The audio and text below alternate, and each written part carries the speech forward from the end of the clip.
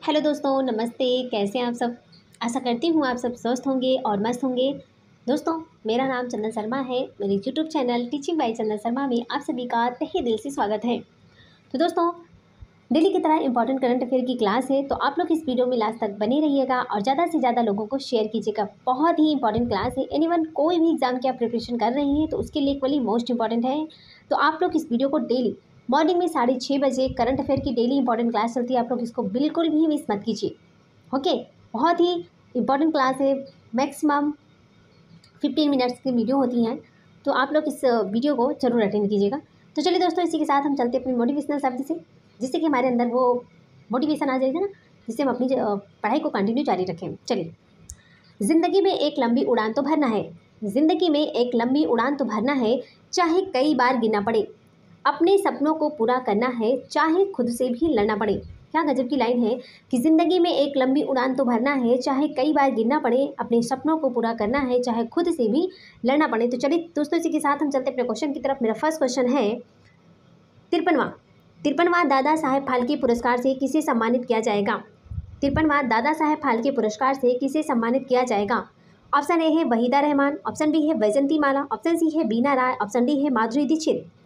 तो दोस्तों, इसका राइट आंसर हो जाएगा ऑप्शन ए वहीदा रहमान। किसको ये पुरस्कार प्रदान किया जाएगा? वहीदा रहमान को। चलिए आगे देखते हैं। वहीदा रहमान का जो जन्म था वो भारत की तमिलनाडु के चेंगलपट्टू में हुआ था।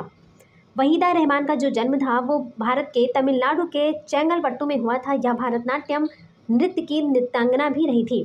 तो भारतनाट्यम नृत्य की नृत्यांगना कौन थी? वहीदा रहमान।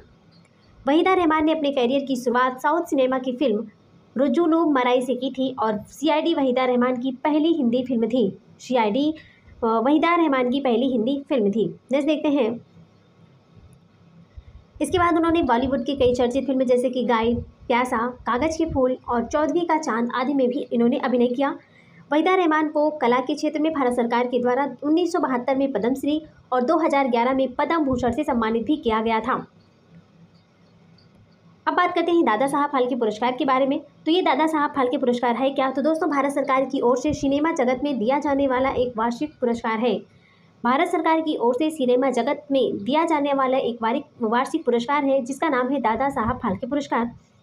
यह जो पुरस्कार है, व्यक्ति विशेष को भारतीय सिनेमा में उसके आजीवन योगदान के लिए दिया जाता है। उसके आजीवन योगदान के लिए यह पुरस्कार को दिया जाता है। अब बात करते हैं दादा साहब फाल्के पुरस्कार को स्टार्ट कब किया गया था। तो दादा साहब फाल्के पुरस्कार को 1969 में, कब? 1969 में इसको स्टार्ट किया गया था। और इसके प्रथम प्राप्तकर्ता मतलब फर्स्ट कौन थे? तो देविका रानी जी थी। 1969 में उनको दिया गया था पहली बार।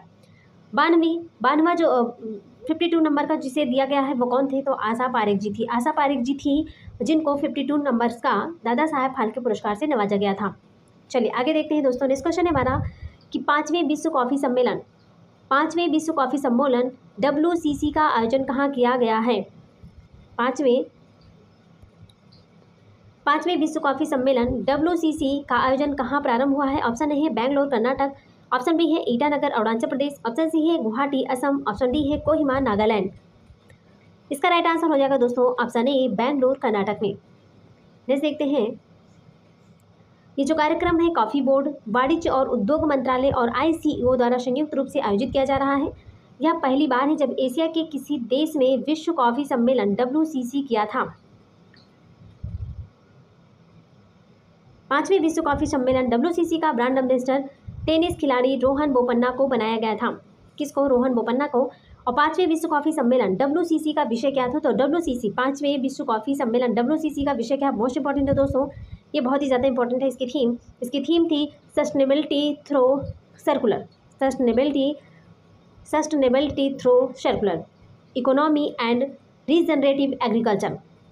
Sustainability through circular economy and regenerative agriculture. चलिए आगे देखते हैं। बात करते हैं दोस्तों अब अंतर्राष्ट्रीय कॉफ़ी संगठन के बारे में, इंटरनेशनल कॉफ़ी ऑर्गेनाइजेशन के बारे में बात करते हैं। तो ये क्या है? इंटरनेशनल कॉफ़ी ऑर्गेनाइजेशन संयुक्त राष्ट्र के तत्वावधान में 1963 में स्थापित एक निकाय है। इसका मुख्यालय कहाँ पर? तो लंदन UK में है। देश के शीर्ष कॉफ़ी उत्पादक राज्य कौन कौन से हैं? तो पहले नंबर पर कर्नाटक है, सेकंड पर केरल है, थर्ड पर तमिलनाडु है। फर्स्ट पर कर्नाटक है, केरल है, तमिलनाडु है। चलिए आगे देखते हैं। नेक्स्ट क्वेश्चन है हमारा, national city national smart city conference का आयोजन कहाँ किया जा रहा है? नेशनल स्मार्ट सिटी कॉन्फ्रेंस का आयोजन कहाँ किया जा रहा है? ऑप्शन ए है पुणे, ऑप्शन बी है नई दिल्ली, ऑप्शन सी है इंदौर, ऑप्शन डी है चेन्नई। तो दोस्तों इसका राइट आंसर हो जाएगा ऑप्शन सी, इंदौर। आगे देखते हैं, इस कॉन्फ्रेंस का आयोजन केंद्रीय शहरी विकास मंत्रालय के द्वारा किया जा रहा है। नेशनल स्मार्ट सिटी कॉन्फ्रेंस का उद्घाटन राष्ट्रपति द्रौपदी मुर्मू के द्वारा किया गया है। इस कॉन्फ्रेंस के में देश भर की स्मार्ट सिटी अपने अपने प्रोजेक्ट के मॉडल और नवाचार की जानकारी शेयर करेंगे।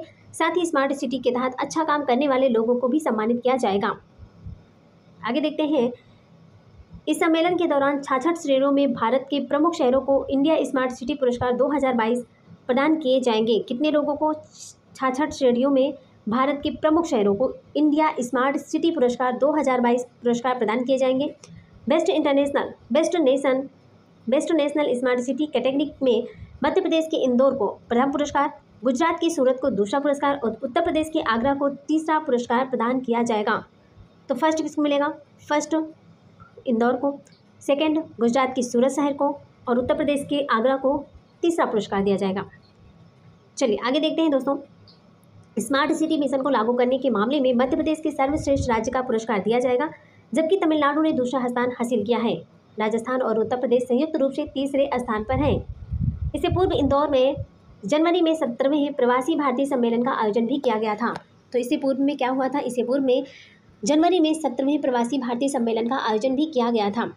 चलिए आगे देखते हैं, स्मार्ट सिटी मिशन। ये स्मार्ट सिटी मिशन है क्या? तो इसकी शुरुआत 2015 में हुआ था। स्मार्ट सिटी मिशन का उद्देश्य होता है देश के 100 शहरों को स्मार्ट शहरों में बदलना है। स्मार्ट सिटी मिशन का उद्देश्य होता है देश के 100 शहरों को स्मार्ट शहरों में बदलना है। आगे देखते हैं, नेक्स्ट क्वेश्चन है कि विश्व पर्यटन दिवस 2023 की थीम क्या है? ऑप्शन ए है पर्यटन और ग्रामीण विकास, ऑप्शन बी है समावेशी विकास के लिए पर्यटन, ऑप्शन सी है पर्यटन पर पुनर्विचार, ऑप्शन डी है पर्यटन और हरित निवेश। दोस्तों इसका राइट आंसर हो जाएगा ऑप्शन डी, पर्यटन और हरित निवेश। आगे देखते हैं, विश्व पर्यटन दिवस 2023 का मेजबान देश सऊदी अरब है, वहीं वर्ष 2022 का मेजबान देश इंडोनेशिया था। पहली बार 1980 में संयुक्त राष्ट्र पर्यटन संगठन ने विश्व पर्यटन दिवस को मनाने की शुरुआत भी की थी। विश्व पर्यटन दिवस 2023 की थीम है पर्यटन और हरित निवेश। मोस्ट इंपॉर्टेंट है कि पर्यटन और हरित निवेश है। विश्व पर्यटन दिवस का मुख्य उद्देश्य लोगों को पर्यटन के लिए प्रेरित करना, पर्यटन के प्रति जागरूकता को बढ़ाना, सांस्कृतिक प्राकृतिक विरासत का संरक्षण करना और रोजगार के अवसर प्रदान करने के लिए मनाया जाता है। नेक्स्ट क्वेश्चन पे चलते हैं कि देश की पहली ग्रीन हाइड्रोजन फ्यूल बस किस शहर में शुरू की गई है? ऑप्शन ए है पुणे, ऑप्शन बी है नई दिल्ली, ऑप्शन सी है बेंगलुरु, ऑप्शन डी है चेन्नई। तो दोस्तों इसका राइट आंसर हो जाएगा ऑप्शन बी, नई दिल्ली। ऑप्शन बी नई दिल्ली। चलिए आगे देखते हैं, green hydrogen fuel cell base को शुरू करने का जो उद्देश्य है प्रदूषण को कम करना है। हाइड्रोजन की बात करते हैं तो हाइड्रोजन एक रासायनिक तत्व है, यह आवर्त सारणी का सबसे पहला तत्व है जो सबसे हल्का भी है। हाइड्रोजन को फ्यूचर का फ्यूल भी माना जाता है। हाइड्रोजन को फ्यूचर का फ्यूल भी माना जाता है। हाइड्रोजन को क्या कहा जाता है? तो हाइड्रोजन को फ्यूचर का फ्यूल भी माना जाता है। नेक्स्ट देखते हैं, नेक्स्ट क्वेश्चन है हमारा कि हाल ही में किसे प्रधानमंत्री नरेंद्र मोदी का सलाहकार नियुक्त किया गया है? ऑप्शन ए है अमित खरे, ऑप्शन बी है विशाल जोशी, ऑप्शन सी है पंकज वैष्णव, ऑप्शन डी है जितेंद्र सिंह। दोस्तों इसका राइट आंसर हो जाएगा ऑप्शन ए, अमित खरे को। प्रधानमंत्री नरेंद्र मोदी का सलाहकार किसे नियुक्त किया गया है? अमित खरे को। जैसे देखते हैं, अमित खरे को अक्टूबर 2021 में 2 साल के लिए प्रधानमंत्री मोदी के सलाहकार पद पर नियुक्त किया गया था। अमित खरे के अलावा तरुण कपूर थे वो प्रधानमंत्री नरेंद्र मोदी के अन्य सलाहकार हैं। अमित खरे जो है वो झारखंड कैडर के 1985 बैच के भारतीय प्रशासनिक सेवा IAS अधिकारी हैं। यह 30 सितंबर 2021 को सेवानिवृत्त भी हुए थे। वर्तमान में डॉक्टर PK मिश्रा प्रधानमंत्री नरेंद्र मोदी के प्रमुख सचिव हैं। वर्तमान में कौन है? तो वर्तमान में प्रधानमंत्री नरेंद्र मोदी के प्रमुख सचिव कौन है? तो डॉक्टर PK मिश्रा जी हैं। कौन है? डॉक्टर PK मिश्रा जी हैं। मोस्ट इंपॉर्टेंट है दोस्तों। चलिए आगे देखते हैं, नेक्स्ट क्वेश्चन है हमारा कि उत्तरी क्षेत्रीय परिषद की 31वीं बैठक की अध्यक्षता किसने की है? ऑप्शन ए है भगवंत मान, ऑप्शन बी है हरदीप सिंह पुरी, ऑप्शन सी है नरेंद्र मोदी, ऑप्शन डी है अमित शाह। दोस्तों इसका राइट आंसर हो जाएगा ऑप्शन डी, अमित शाह। तो उत्तरी क्षेत्रीय परिषद की 31वीं बैठक की अध्यक्षता किसने की है? अमित शाह ने की है। नेक्स्ट देखते हैं, उत्तरी क्षेत्रीय परिषद की 31वीं बैठक का आयोजन पंजाब के अमृतसर में किया गया है। बैठक का आयोजन गृह मंत्रालय के अधीन अंतर्राज्य परिषद सचिवालय और पंजाब सरकार के सहयोग से किया गया है। उत्तरी क्षेत्रीय परिषद में पंजाब, हरियाणा, राजस्थान, हिमाचल प्रदेश और केंद्र शासित प्रदेश जैसे दिल्ली हो गया, जम्मू कश्मीर और लद्दाख, चंडीगढ़ भी शामिल हैं। अब बात करते हैं क्षेत्रीय परिषद के बारे में। ये क्षेत्रीय परिषद है क्या दोस्तों? तो क्षेत्रीय परिषद वैधानिक या संवैधानिक नहीं निकाय है। मतलब क्षेत्रीय परिषद जो है वो निकाय है जिनका उद्देश्य केवल राज्यों के बीच सहयोग को बढ़ावा देना है। राज्य पुनर्गठन अधिनियम 1956 के तहत वर्ष 1957 में 5 क्षेत्रीय परिषदों की स्थापना भी की गई थी। तो राज्य पुनर्गठन अधिनियम के अध्यक्ष कौन है? तो केंद्रीय गृह मंत्री जी हैं। कौन है? केंद्रीय गृह मंत्री हैं। और प्रेजेंट टाइम में केंद्रीय गृह मंत्री कौन है? अमित शाह जी हैं। कौन है? अमित शाह जी हैं दोस्तों, अमित शाह जी हैं।